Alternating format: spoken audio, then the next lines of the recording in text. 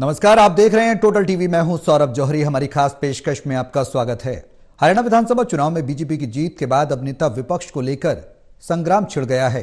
एक तरफ जहां बीजेपी कैबिनेट गठन के बाद अब निकाय चुनाव की तैयारियों में जुटी है, तो वहीं दूसरी ओर कांग्रेस नेता विपक्ष भी तय नहीं कर पाई। दरअसल दिल्ली में कांग्रेस मुख्यालय पर अदानी के मुद्दे पर राहुल प्रेस कॉन्फ्रेंस कर रहे थे। इसी दौरान राहुल से टोटल टीवी ने हरियाणा में लीडर ऑफ ऑपोजिशन बनाने में हो रही देरी पर सवाल किया, तो राहुल गांधी ने सीधा जवाब नहीं दिया। वहीं इस विवाद में अब बीजेपी भी कूद पड़ी है। बीजेपी ने ट्विटर हैंडल पर सवाल को ट्वीट करते हुए लिखा, एलओपी के सवाल पर राहुल हैंग हो गए। अब क्या प्रदेश में लीडर ऑफ ऑपोजिशन एक बड़ा मुद्दा बनता जा रहा है, और आखिर क्यों देरी हो रही है, यह सवाल है।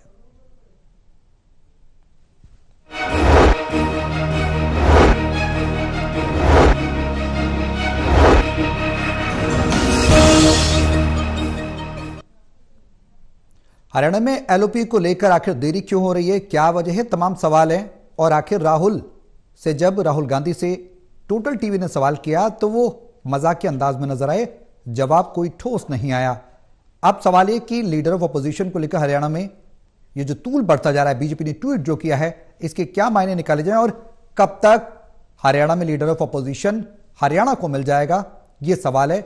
इन तमाम सवालों के जवाब तलाशने की कोशिश करेंगे। हमारे सहयोगी हमारे साथ मौजूद हैं। हिसार से associate editor doctor Mahesh Kumar, Panipat से एसोसिएट एडिटर देवेंद्र कथुरिया और वरिष्ठ पत्रकार वीरेंद्र सोनी जी हमारे साथ चर्चा में रहेंगे। आप सभी के साथ मैं चर्चा को आगे बढ़ाऊं, लेकिन उससे पहले एक रिपोर्ट दिखाते हैं। रिपोर्ट देखिए, फिर करेंगे चर्चा की शुरुआत।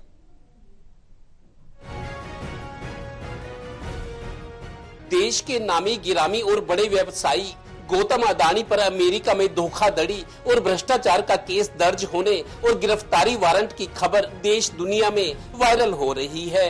दिल्ली में इस पर विपक्षी नेता राहुल गांधी प्रेस कॉन्फ्रेंस कर रहे थे। प्रेस कॉन्फ्रेंस में टोटल न्यूज के एसोसिएट एडिटर प्रदीप कुमार ने सवाल करना चाहा, तो राहुल गांधी हंसकर मजाक में बोले, आप तो हरियाणा पर ही सवाल पूछोगे ना, पूछो पूछो। प्रेस कॉन्फ्रेंस में ठहाके लगे। फिर राहुल ने कह दिया, सुनो, हरियाणा का मामला तो अडानी से भी बड़ा है। सचमुच हरियाणा के चुनाव को लेकर राहुल गांधी ने ये टिप्पणी कर दी। हरियाणा पे शुक्रिया राहुल जी, नमस्कार। डिस्ट्रैक्शन क्वेश्चन, चलो हरियाणा की बात करता हूँ। इलेक्शन एनालाइज करते हैं हरियाणा का। चलिए राहुल जी, आपने हरियाणा का जिक्र किया तो मैं तो नहीं, सवाल किसके बारे में? चलो बताओ, शुरू करता हूँ। एनालिसिस दे देता हूँ हरियाणा वाली। इस विषय पर अडानी छोड़ो, चलो हरियाणा लाओ सब। ठीक है राहुल जी, हरियाणा पूछ लेता हूँ। राहुल जी, हाँ बोलो। राहुल जी, हरियाणा पूछ लेता हूँ। हरियाणा में चुनाव हुआ, आपने इसको तंत्र की जीत बताया और लिंक जोड़ा गया कि पैसा पावर का इस्तेमाल होता है, लेकिन अभी तक एलओपी का फैसला नहीं हो पाया। हाँ? अभी तक एलओपी का फैसला हरियाणा में नहीं हुआ। हाँ। ये अडानी जी के भ्रष्टाचार से बहुत बड़ा मुद्दा है, एक्सप्लोसिव मुद्दा है ये। इसके बारे में एफबीआई भी इन्वेस्टिगेशन करेगी, चेक करेगी इसको, और फिर हम जब एफबीआई इन्वेस्टिगेट करेगी, फिर उसका रिजल्ट आएगा। नहीं, मैं मुद्दे को डाइवर्ट नहीं कर रहा हूं, मैं मजाक कर रहा हूं। देखिए, जो कपाट हिंदुस्तान की जो फ्यूचर है उसको डैमेज किया जा रहा है। Political finance, stock market, Adani ji के बीच में जो नेक्सस है, यह देश के लिए खतरनाक है। रिटेल इन्वेस्टर्स के लिए खतरनाक है। उनको चोट लगेगी, पक्का लगेगी, मैं आपको बता रहा हूं। मगर उससे आगे भी यह देश की सिक्योरिटी के लिए खतरनाक है, देश के विकास के लिए खतरनाक है। अगर आप इतना कॉन्सेंट्रेट, धन को, पावर को अगर आप इतना कॉन्सेंट्रेट करेंगे तो सोशल प्रॉब्लम आएगी, बहुत नुकसान होगा। इसीलिए हम इन चीजों को उठाते हैं। हम चाहते हैं कि अडानी जी का अरेस्ट किया जाए, उनका इंटेरोगेशन हो। हम चाहते हैं कि जो इन्वेस्टिगेटिव एजेंसीज हैं, जो 2 मिनट में झारखंड के चीफ मिनिस्टर को अरेस्ट कर देती हैं, दूसरों को अरेस्ट कर देती हैं, दिल्ली के चीफ मिनिस्टर को अरेस्ट कर देती हैं।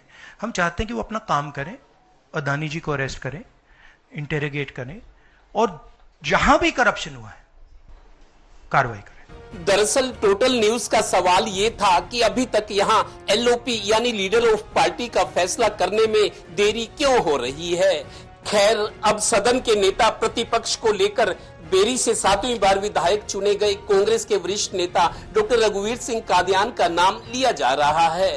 वो 1987 में चौधरी देवीलाल की आंधी के वक्त पहली बार विधायक बने थे। उसके बाद 2000, 2005, 2009, 2014, 2019 और अब 2024 में लगातार विधायक बन रहे हैं। वो भूपेंद्र हुड्डा की सरकार में स्पीकर भी रहे हैं। अगर यही होता है तो इसके कारण कई हैं। डॉक्टर रघुवीर सिंह कादियान भूपेंद्र हुड्डा के सबसे विश्वास पात्र हैं। रोहतक लोकसभा में उनका विधानसभा क्षेत्र बेरी आता है। इससे भी बड़ी बात ये कि वो जाट समाज से हैं। इससे जाटों का रुतबा भी बना रहेगा। सो फैसला तो अब होना ही है। यही तो राजनीति के खेल हैं, कभी अर्श तो कभी फर्श, कभी कृष्ण पवार की तरह मुकद्दर का सिकंदर तो कभी निहायत शरीफ और सियासी वनवास में चल रहे चौधरी संपत सिंह और Chaudhary Kuldeep Bishnoi. Haryana bureau, total news.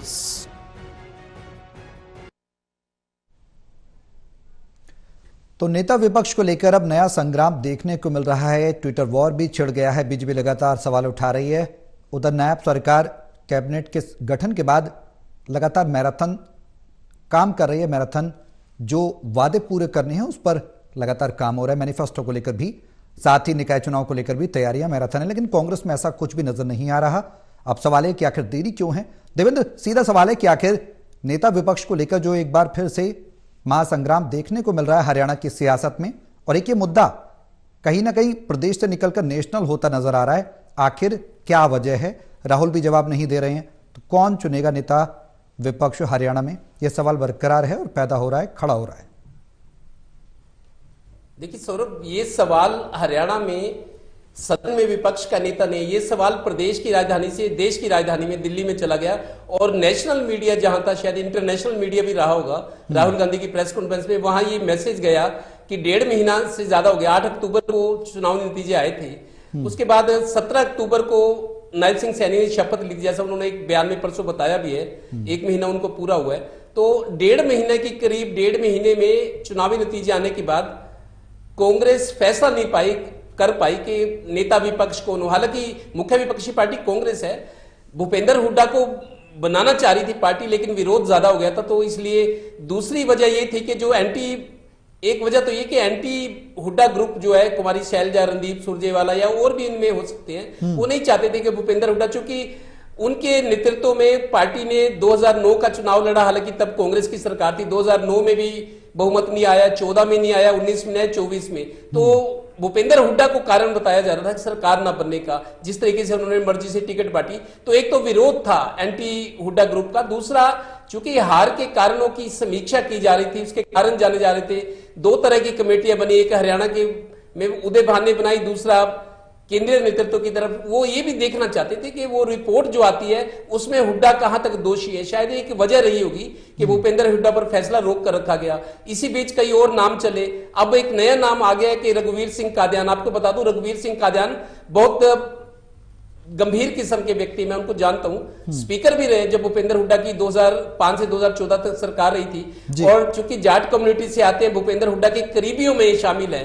तो अब भूपेंद्र हुड्डा ने ये देखा कि अगर मेरे को नहीं बना रहे तो गीता भुक्कल या चंद्रमोहन बिश्नोई या अशोक अरोड़ा का नाम चल रहा था, तो शायद उनको ये ठीक लगा कि रोहतक लोकसभा से आते हैं, लगातार 6 बार जीते हैं। 1987 में जीते थे, उसके बाद 2000 से लेकर अब तक 2024 तक लगातार जीतते आ रहे हैं। उनका कद बड़ा है। आप देखिए, जब अविश्वास प्रस्ताव की बात आई थी विधानसभा में, तभी रघुवीर सिंह कादियान आंकड़े निकाल कर लाए थे। बहुत सारी चीजें, पढ़ने लिखने वाले आदमी जैसे संपत सिंह है, तो उनके पास आंकड़ों के बिना बात नहीं करते। स्पीकर रहे, गंभीर किस्म के व्यक्ति हैं, उनकी छवि भी साफ है।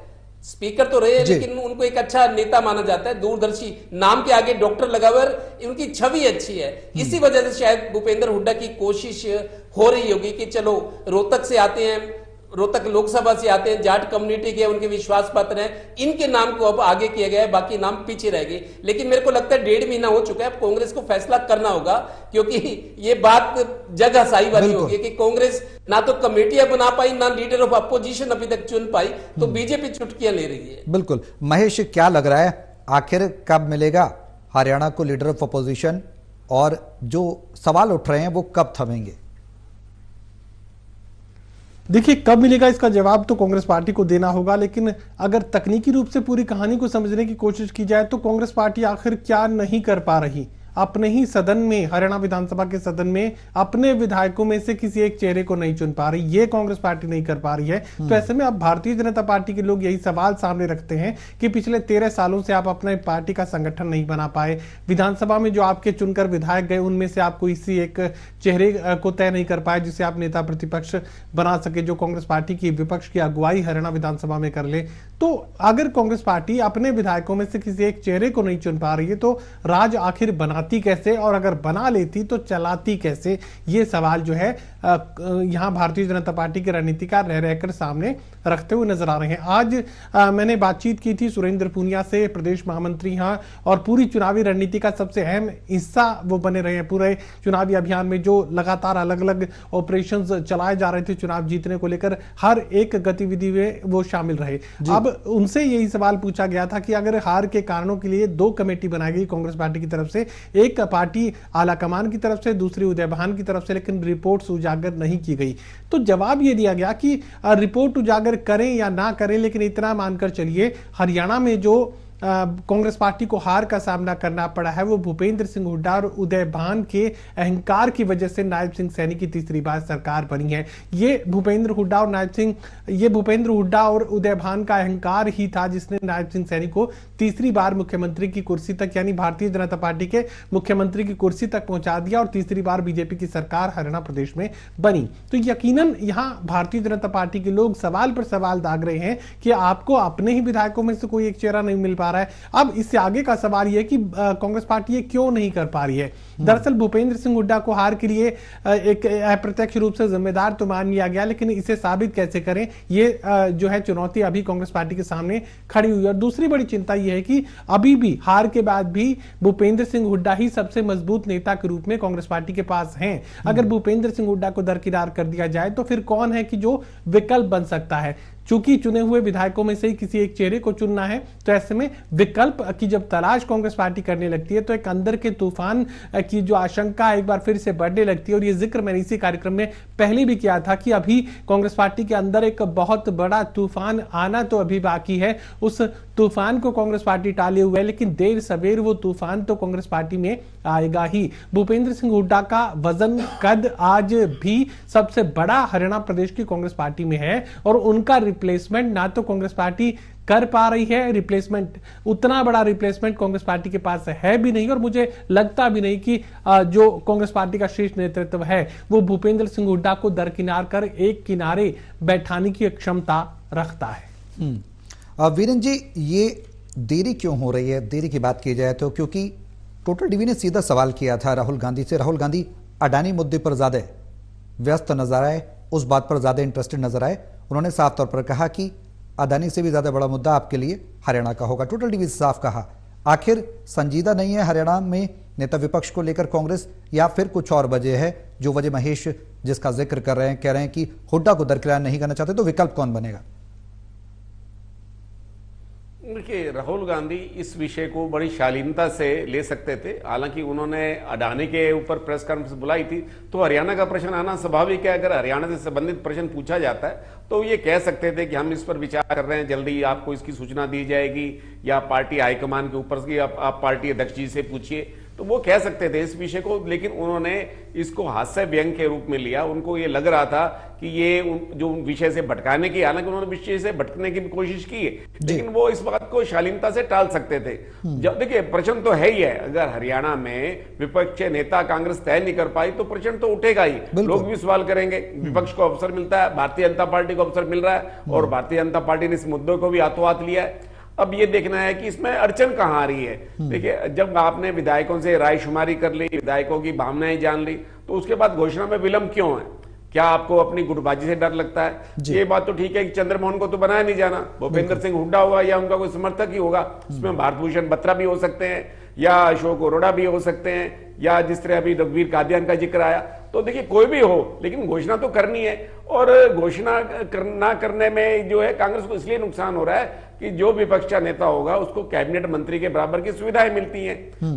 जो भी विधानसभा का सत्र था उसमें मुद्दे तो उठाए जाते रहे और उठाए जाते भी रहेंगे, आगे भी चलता रहेगा, लेकिन एक जो निर्णय लेने की क्षमता होती है कांग्रेस में उसका अभाव दिखाई दे रहा है। इसलिए पहले संगठन नहीं बना, उम्मीदवारों का जब चयन किया आपने बहुत विलंब से किया, देर से किया, और यही बात है कि अब इस निर्णय को भी टाला जा रहा है। तो ये लगता है कि कांग्रेस हाईकमान में निर्णय लेने की क्षमता नहीं है। क्या कारण है कि कांग्रेस अपना नैतिक साहस खोती जा रही है? भाई कोई भी निर्णय कीजिए, कैसा भी हो, आप निर्णय तो कीजिए। तो कांग्रेस में इस चीज का जो है अभाव है और ये कांग्रेस को नुकसानदायक, उसके लिए घातक समय ये साबित होगा। देवेंद्र, देरी के पीछे क्या वजह है? क्या वजह है जो अब तक लीडर ऑफ अपोजिशन नहीं चुना जा रहा और एक ये बड़ा मुद्दा बनता जा रहा है? आखिर वो कौन सी मजबूरी है जो कांग्रेस हरियाणा में ना तो संगठन बना पा रही है, ना ही पार्टी को एकजुट कर पा रहे हैं दिग्गज कांग्रेस के शीर्ष नेतृत्व, और ना ही लीडर ऑफ अपोजिशन चुना जा रहा है? आखिर वजह अगर उसकी एनालिसिस करें, उस पर विचार किया जाए तो है क्या?